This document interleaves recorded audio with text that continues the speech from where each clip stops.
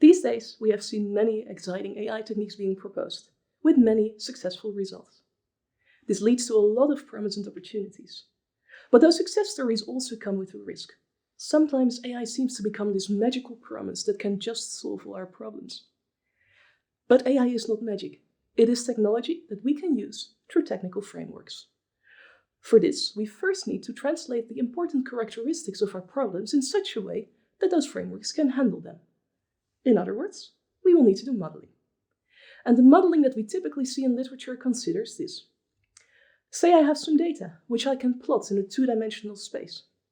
Each data point either has a red or a blue label associated to it. In other words, I have a classification problem with two classes. To distinguish between those two classes, I can apply supervised machine learning techniques to see what model would best fit my data and gives me the highest predictive accuracy. In this particular case, if I draw a straight line, I can separate the red and blue classes quite well already.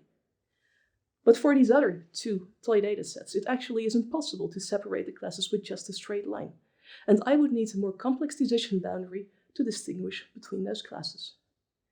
Now, different machine learning models have different ways of optimizing their decision boundaries.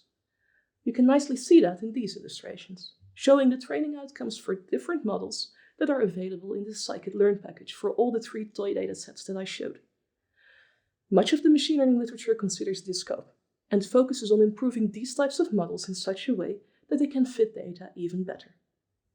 But this implies that we already have nicely labeled data that an AI framework can read and process. In practice, this is not always the case, and we first need to explicitly take steps to go from conceptual problems to batch-processable, framework-compatible data representations. In doing this, we also already perform modeling and give a lot of implicit hints to our algorithms on what patterns we want them to focus on when actual learning procedures will be initiated. So, let's look into that more deeply now. In the earlier days of machine learning, for multimedia data such as images, we really wrestled with a problem that we called the semantic gap. And it had to do with this. If I show you this small portrait picture, you will be able to quickly tell that it's a picture of me.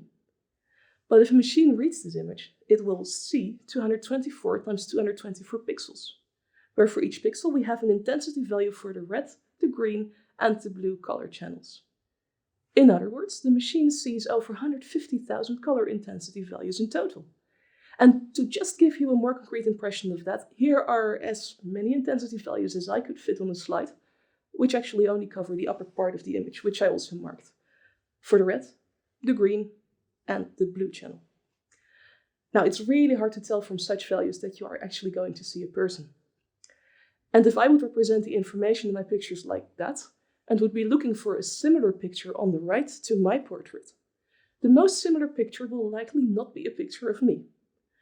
Rather, it would be that of my duo partner, which was taken on the same stage and under the same lighting conditions, and thus likely will have more similar color intensity values to the picture of me on the left. Back in the days, we therefore really had to resort to feature engineering and process that raw pixel intensity representation first, such that only relevant features were kept. For example, if you would like to identify me, you could only focus on facial features, such as my eyes, and characteristics of their shape and position, rather than the color intensities in the image. Now today, feature engineering is much less hot. When deep learning emerged, it actually could operate on raw pixel intensity data directly, while still outperforming feature-based methods in terms of predictive accuracy. The handcrafted features were then criticized for not being sufficiently comprehensive, as they may throw away information that helps predictions. However, in many practical applications that I personally have seen, I still have found features to be very useful. They give more compact information representations that are naturally batch processable and deliberately shaped by human knowledge. As such, they are interpretable, and we as humans can explain why we chose them. As you focus and reduce that information representation, you also can deliberately remove information that you really don't want the machine learning model to pick up on, such as lighting conditions and varying colors in my pictures. So this way you can help in making your model more robust in more human-like ways.